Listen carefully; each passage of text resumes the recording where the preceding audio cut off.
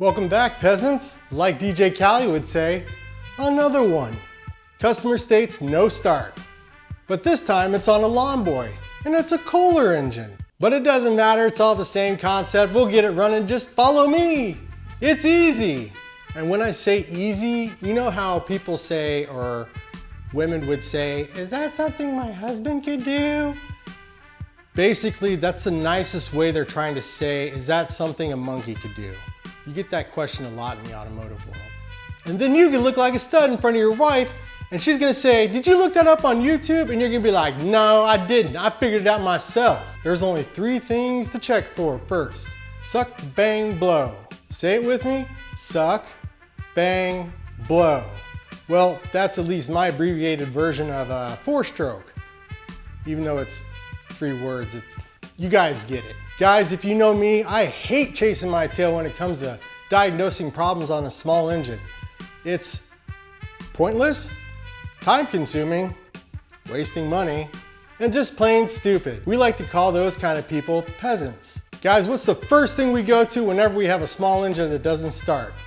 Easy. No start. It's clearly a bad air filter. No. Just change the spark plug, dude. Also no. Starter fluid! We always go to starter fluid first. This saves us time. Lots of time. And for our Latin Americans, L starter fluid. I don't know if that's what it says, but there you go. It's the Spanish version. I know you like that. You want to try.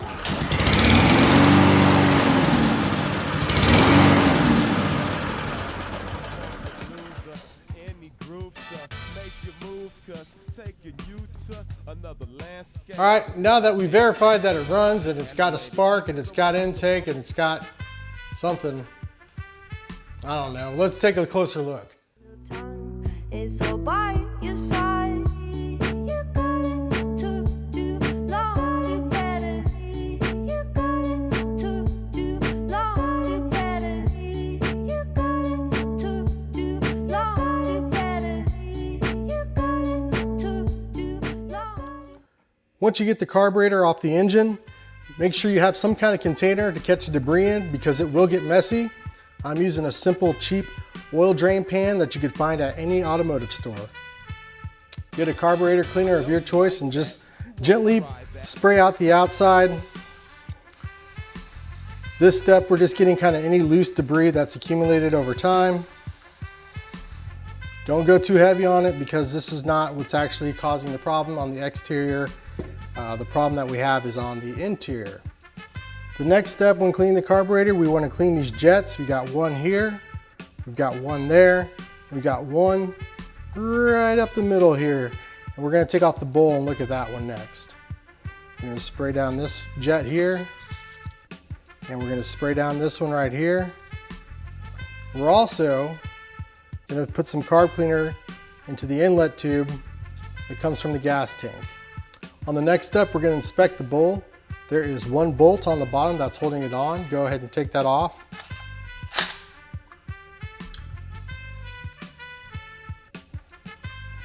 And look at that, folks. That is a dirty, dirty girl. That's a dirty carburetor. So our goal is to get all that rust and grime out of the bottom of the bowl. And we're also going to make sure that this gasket is still salvageable. But that is dirty. She's dirty.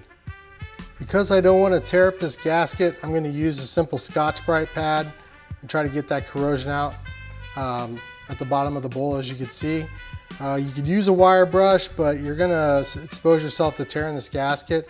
So first, if you can, try to get a Scotch-Brite or steel wool pad and try to clean the bottom of the bowl first.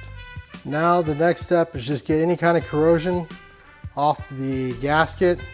Like I said, I'm using a Scotch-Brite pad so I don't tear the gasket. I'm simply just getting that white corrosion off the ring.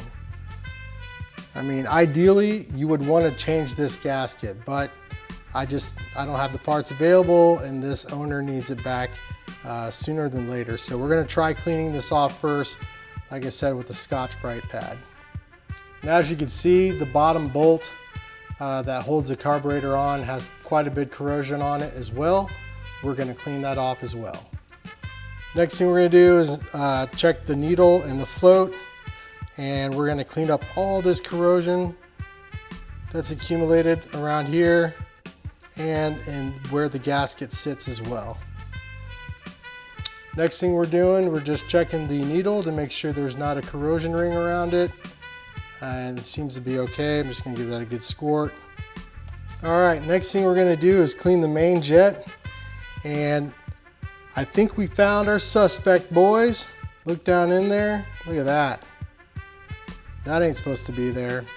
There's your problem. Oh, gross. Look at that. It's most likely ethanol. Normally I don't do this, but since that clump or corrosion was so big, I'm going to gently put some compressed air in these just to make sure it's completely cleared out. Before I put this back together, I'm going to give it one more cleaning. This time with these little wire brushes. They're very, very helpful. They're designed to clean carburetors, and you can find them on Amazon. They're super cheap. They come in a set, and they're very, very handy when you need to get in tight spots. Go ahead and reassemble the float. Just make sure the needle goes in the proper hole. Next, put your pin in. This will keep it in place.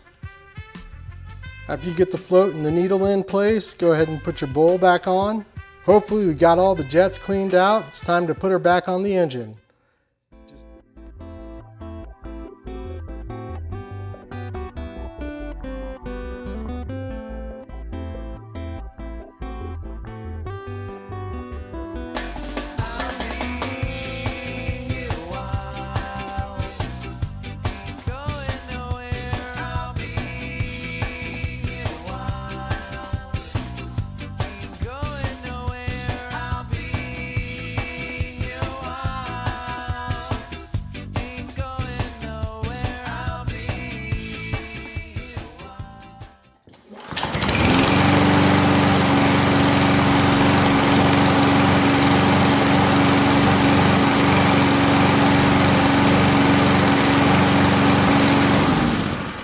If you have any questions, please let me know. Any comments, leave them in the section below. I really appreciate the feedback you guys give me.